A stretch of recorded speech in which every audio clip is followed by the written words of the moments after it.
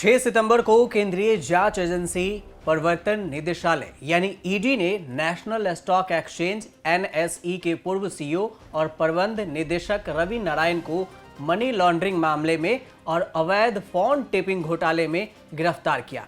ED ने इस मामले में कथित फोन टैपिंग मामले में एनएसई के एक अन्य पूर्व एमडी और सीईओ चित्रा रामकृष्ण को भी गिरफ्तार किया था। इसी मामले में ईडी ने पहले मुंबई पुलिस कमिश्नर संजय पांडे को भी गिरफ्तार किया था। तो क्या है को लोकेशन मामला और कौन है रवि नारायण, पहले इसकी बात करते हैं। सबसे पहले कि आखिर कौन है रवि नारायण। रवि नारायण साल 1994 से 2017 तक एनएसई का एक्टिव हिस्सा रहे हैं। उसके बाद 1994 से 2013 के बीच अलग अलग पदों पर एनएसई से जुड़े रहे।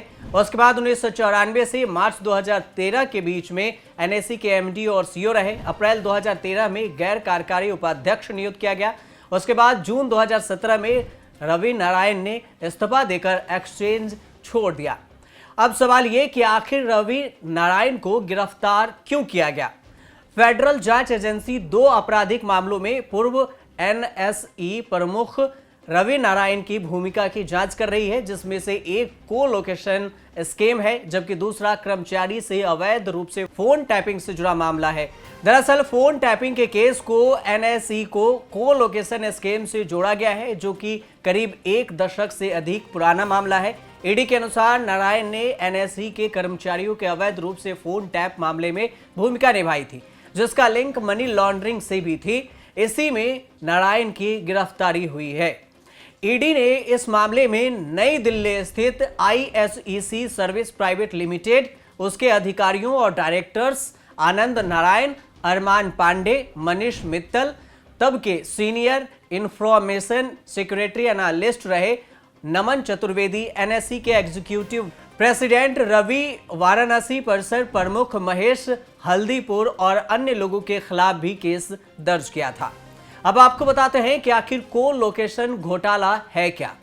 करीब 1 दशक पुराने को लोकेशन घोटाले मामले में आरोप थे कि एनएसई बिल्डिंग में मौजूद को लोकेशन फैसिलिटी में एक ट्रेंडिंग मेंबर ओपीजी सिक्योरिटीज को साल 2012 से 14 के बीच में गलत तरीके से जगह दी गई।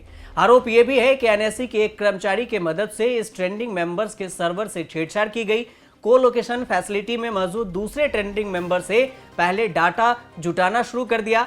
इसके चलते ओपीजी सिक्योरिटीज के एल्गो ट्रेडर्स शेयर की खरीद बिक्री से दूसरे आगे हो गए और कई बड़े निवेशकों को भारी नुकसान उठाना पड़ा। फोन टैपिंग केस को अगर समझें तो इसे इस तरह से समझ लीजिए कि गृह मंत्रालय ने एनएसई के कर्मचारियों के फोन की अवैध टैपिंग की बात कही थी। एनएसई के उच्च पदों पर बैठे अधिकारियों ने साल 2009 से 2017 के बीच में प्राइवेट कंपनी के साथ मिलकर यह फोन टैपिंग कराई थी। सीबीआई का आरोप है कि प्राइवेट कंपनी ने साइबर स्पेस में कर्मचारियों को तलाशने के नाम पर स्टडी की आड़ में यह फोन टैपिंग की। एनएसई के अधिकारियों ने एक एग्रीमेंट जारी किया था जो इस प्राइवेट कंपनी के फेवर में था। इसके बाद निजी कंपनी ने फोन टैपिंग के लिए मशीनें इंस्टॉल की, जो कि इंडियन टेलीग्राफ एक्ट का उल्लंघन है। आरोप यह भी है कि इस फोन टैपिंग से पहले कंपनी ने टेलीग्राफ एक्ट के तहत संबंधित अधिकारियों से मंजूरी भी नहीं ली थी। मनी लॉन्ड्रिंग मामले में भी ईडी ने एनएसई के पूर्व प्रमुख रवि नारायण की गिरफ्तारी की है।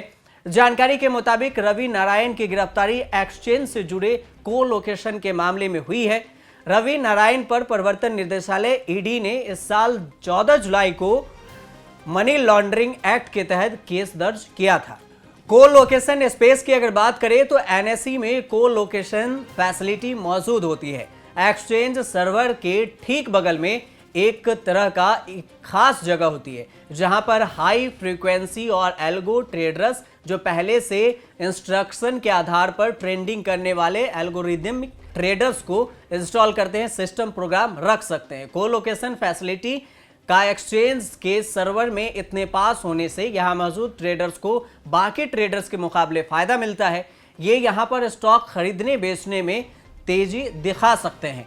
इसी पूरे मामले को लेकर रवि नारायण की गिरफ्तारी हुई है और उनसे भी पूछताछ चल रही है कि आखिर उन्होंने ऐसा क्यों किया।